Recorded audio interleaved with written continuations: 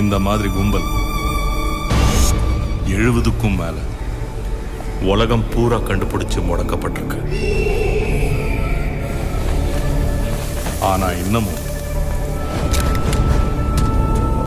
மாட்டிக்காம இருக்கிற குரூப்ஸோட நம்பர் அதை விட அதிகம்.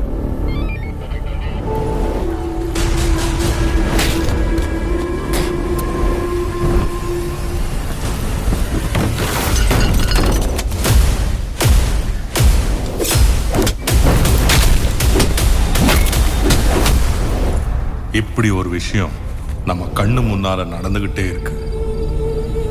ஆனா பார்வையில படல. அதான்